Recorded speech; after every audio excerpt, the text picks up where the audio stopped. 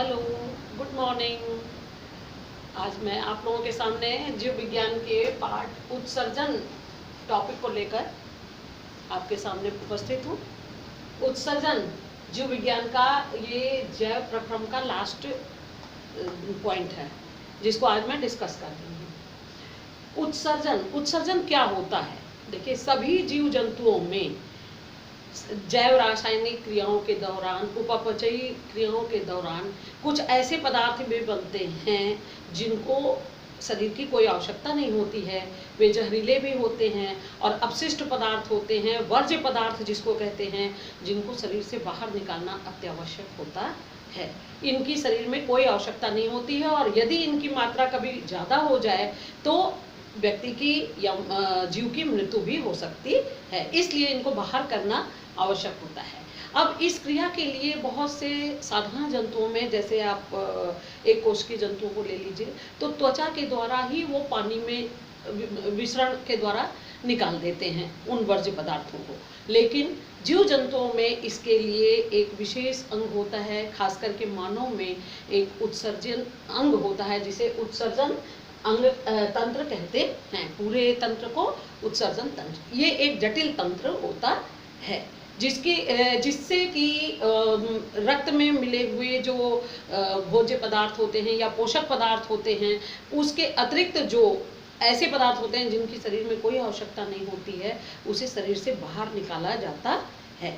इस क्रिया को, जिसके द्वारा शरीर में उत्पन्न वर्ज्य पदार्थों को, रक्त में उत्पन्न जो वर्ज्य पदार्थ होते हैं उसको शरीर से बाहर किया जाता है, इस क्रिया को उत्सर्जन कहते हैं। ठीक है।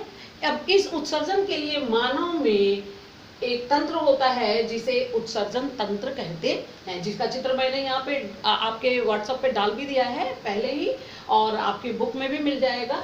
तो इस क्रिया के लिए इसमें एक जोड़ी किडनियां होती हैं, किडनी जिसको कि वृक्क, हिंदी में वृक्क कहते हैं। किडनी आप ज़्यादा सुनते होंगे, किडनी खराब हो गई तो एक जोड़ी ये वृक्क होती है जिसे किडनी भी कहते हैं।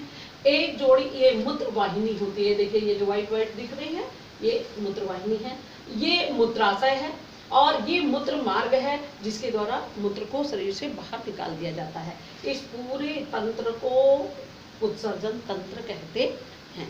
अब इसकी संरचना के बारे में पहले हम आपको बता दें कि देखिए, इसमें ये जो एक जोड़ी किडनी होती है या वृक्क होती है, ये सेम के बीच के आकार की होती है।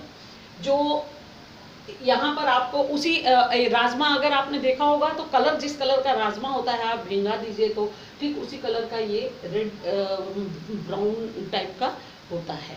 ठीक है। इसकी लंबाई लगभग 10 सेंटीमीटर, चौड़ाई 6 सेंटीमीटर और इसकी मोटाई 2.5 सेंटीमीटर तक होती है।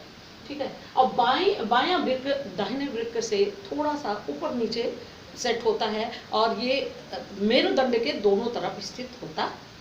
इन किडनियों से इन किडनियों में आप देख रहे होंगे कि एक साइड थोड़ा गहरा है, अंदर धंसा हुआ है, जिसे नाभि कहते हैं। देखिए, यहाँ पे लिखा है नाभि कहते हैं। और जो दूसरा वाला तल होता है ये उभय तल होता है, मतलब उभरा हुआ होता है। ये जो दो वृक्क हैं इससे मूत्र वाहिनी निकलती है। ये देखिए, आपको व्हाइट व्हाइट मूत्र वाहिनी दिखाई दे रही होगी दोनों तरफ, एक दाहिनी और एक बाईं ओर, एक दाहिनी और एक ये बाईं ओर, दोनों आकर के कहाँ मिल रही हैं? मूत्राशय में। ये एक पेशी संरचना होती है जिसमें कि मूत्र एकत्र होता है और ये तंत्रिका तंत्र के नियंत्रण में होता है। जब ये भर जाता है तो समय समय पर ये मूत्र वाहिनी मार्ग द्वारा इसे शरीर के बाहर कर दिया जाता है।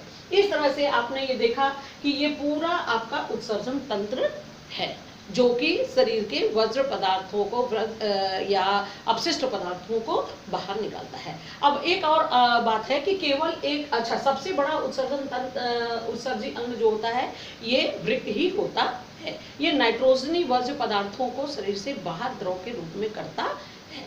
ठीक। इसके अतिरिक्त कुछ और भी अंग होते हैं, जैसे आपने फेफड़े का नाम सुना होगा। फेफड़े में जो होता है वो ऑक्सीजन आप लेते हैं बाहर से, ऑक्सीजन लेने के बाद जब आपकी श्वसन क्रिया संपन्न होती है तो कार्बन डाइऑक्साइड बनती है और उस कार्बन डाइऑक्साइड को हम बाहर करते हैं। ये भी उत्सर्जन क्रिया हुई।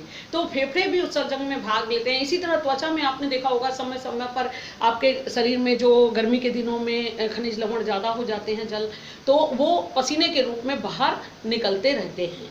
इसके अतिरिक्त हमारा जो आहार नाल है, इसकी जो आंतरिक त्वचा होती है, ये भी उत्सर्जन का कार्य करती रहती है। तो इस तरह से उत्सर्जी अंग और भी हैं जो कि, लेकिन सबसे प्रमुख जो है वो ये आपका वृक्क होता है। तो प्रमुख उत्सर्जी तंत्र जो होता है वो वृक्क होता है। आपने सुना भी होगा कि वृक्क काम नहीं करता है तो बहुत बीमारियां आ जाती हैं। आपने सुना ही होगा किसी की किडनी खराब हो गई, किसी की एक किडनी खराब हो गई, किसी की दोनों खराब हो गई। तो वो क्रिया जो है कि जो होनी चाहिए उत्सर्जन की, वो नहीं हो पाती और व्यक्ति की मृत्यु भी हो जाती है। कभी कभी किडनी ट्रांसप्लांट भी करना पड़ जाता है और कभी कभी किडनी काम नहीं करती है। तो आपने सुना होगा डायलिसिस होता है। डायलिसिस के बारे में भी आपको जानना जरूरी है क्योंकि वो भी आपका मेन वो है, उसको हिंदी में अपोहन कहते हैं। डायलिसिस जो होती है वो कृत्रिम किडनी का काम करती है। जब हमारी किडनी काम नहीं करती है तो मशीन के द्वारा ब्लड को उस मशीन में भेजा जाता है और वहाँ पर वो ब्लड जो रक्त का जो शुद्धिकरण होता है वह करके फिर वापस हमारे शरीर के अंदर डाल दिया जाता है। इस क्रिया को अपोहन कहते हैं। ठीक है, वो कृत्रिम विधि द्वारा उत्सर्जन क्रिया कराई जाती है जिसे डायलिसिस या अपोहन कहते हैं। ठीक, ये बहुत इंपॉर्टेंट पॉइंट है, कभी कभी पूछ भी देता है कि अपोहन क्या होता है। ठीक, तो इस तरह से आपने उत्सर्जन तंत्र के बारे में देखा। और देखिए एक बात बता दें, ये बहुत ही इम्पोर्टेंट प्रश्न है, बहुत ही महत्वपूर्ण प्रश्न है, लगभग हर साल पूछा जाता है और ये 7 नंबर में पूछते हैं। इसका ये चित्र बनाना अत्यंत आवश्यक है और नामांकित चित्र बनाना, कभी कभी नामांकित चित्र भी पूछ देता है केवल 4 नंबर में। तो इसको आपको बनाना, और जब हमने बना दिया तो आपको तो बनाना ही बनाना है। आप इसको चार्ट पेपर पे बनाइए ताकि जब स्कूल खुले तो आप अपने क्लास में दिखा सकें, टांग सकें। और जब आप बनाएंगे छोटे साइज में भी बनाइए क्योंकि आपको रजिस्टर में भी चिपकाना है, जहां आप प्रश्न उत्तर लिखेंगे वहां पे भी चिपकाना है। मैंने सारे प्रश्न उत्तर और इसके लिखित कार्य आपके व्हाट्सएप पे डाल दिए हैं। ठीक है, अब आप ये देखिए कि इस किडनी के अंदर अनेक एक विक्राणु संरचना होती हैं, एक नहीं बहुत सारी होती हैं जो रक्त को छानने का कार्य करती हैं। इसमें से मैंने देखे एक का चित्र यहाँ पे पूरा बना दिया है। इस तरह की बहुत सारी संरचनाएं होती हैं जो रक्त में से वर्ज्य पदार्थों को अलग करती हैं। अब ये वर्ज्य पदार्थों को अलग करने का कैसे सिस्टम है इसका देखिए, ये एक विक्राणु की संरचना है। आप यहाँ पे देख रहे होंगे कि ये देखिए रक्त ये आ रहा है, वोमेन संपुट इसको कहते हैं, वोमेन संपुट।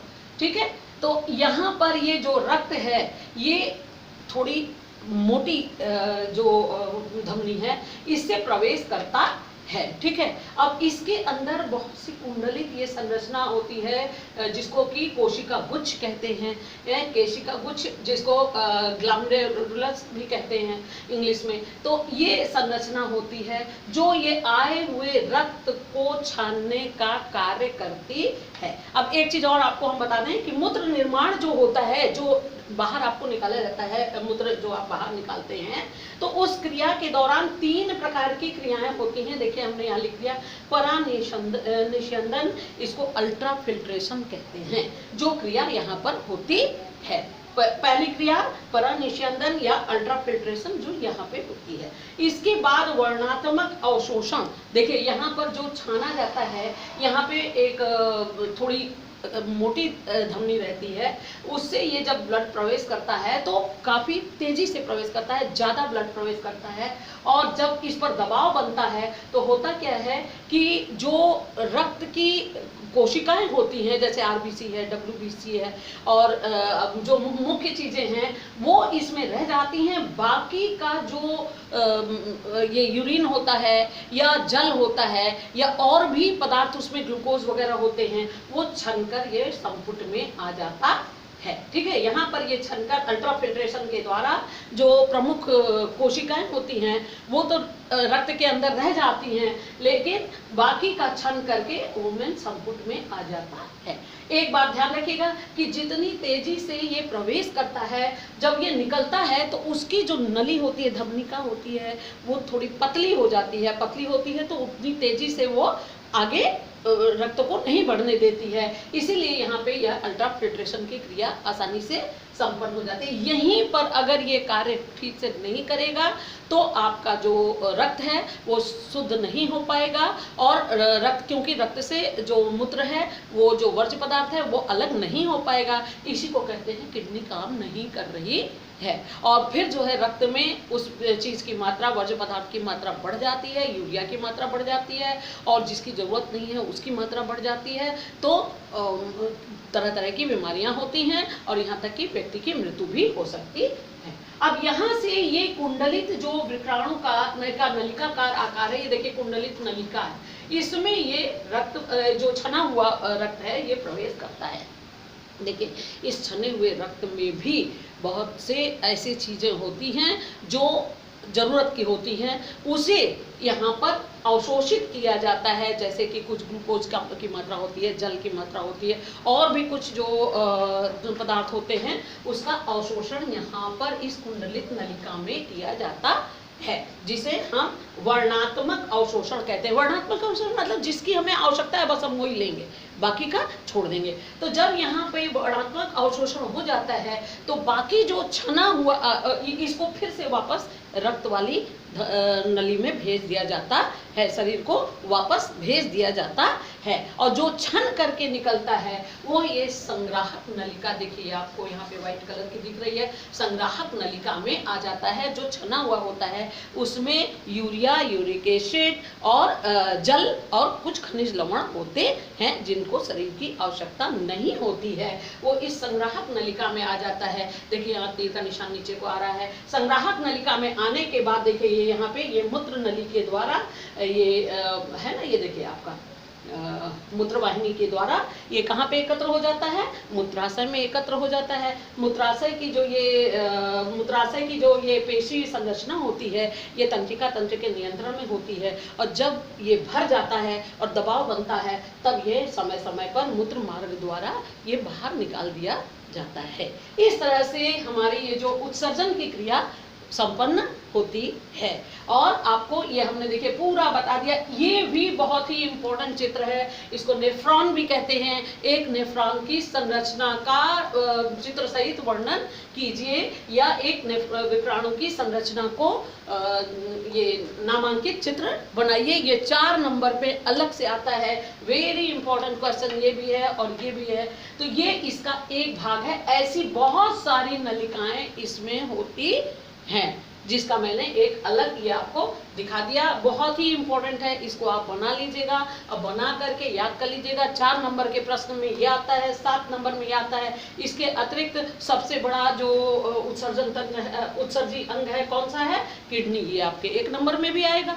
ठीक है, तो इसमें बहुत सारे ऐसे प्रश्न बनते हैं। मैंने इस सब का लिखित कार्य व्हाट्सएप पे डाल दिया है, और आशा करते हैं कि आपने अच्छे से समझा होगा और इसे बार बार आप समझ सकते हैं, क्योंकि मैं डाल दे रही हूँ आपके व्हाट्सएप पे। ठीक है, और इसे कॉपी में रजिस्टर में कर लें, और चित्र भी बना लें, और चार्ट पेपर पे भी बनाएं। ठीक, थैंक यू।